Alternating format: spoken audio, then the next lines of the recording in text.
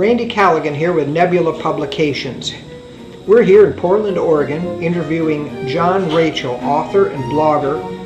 He normally lives in Japan, here in Portland visiting. Welcome, John. Good to be here.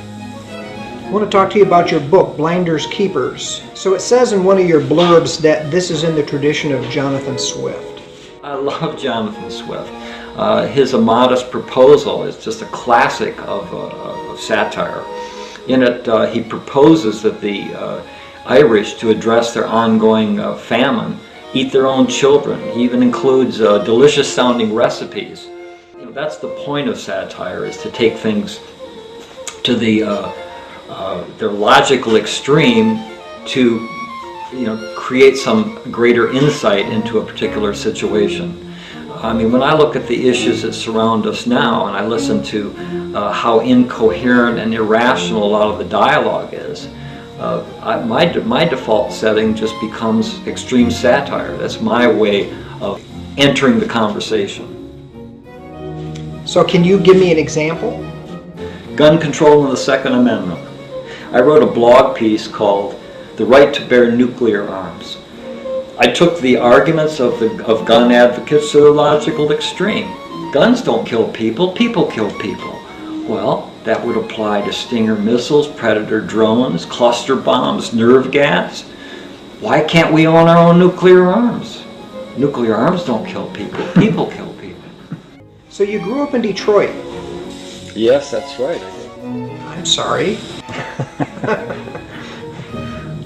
Not the place for timid people, obviously. Very Darwinian. So the way you were raised is not normal even by Detroit standards. Tell us about that. I grew up very, very poor, but the anomalies really started at birth.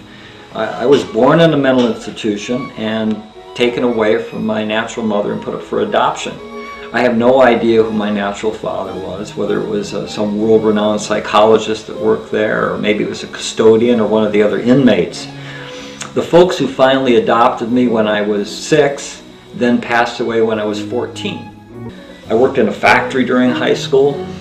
It was all very, very blue collar.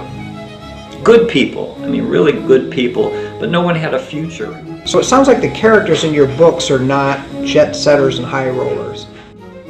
I'm more familiar with the gritty side of American life. So what has the critical reaction to your book been? It's been out, what, maybe a month? A month. The reaction's been bipolar, a line in the sand. But there's a reason why some people don't get it. And what's that? Their brains haven't fully developed. Well, that explains a lot, actually, across the board. Randy Callaghan here with Nebula Publications. We've been speaking to John Rachel, author of Blinders Keepers. Thank you for coming in, John. Thank you. And thank you for tuning in.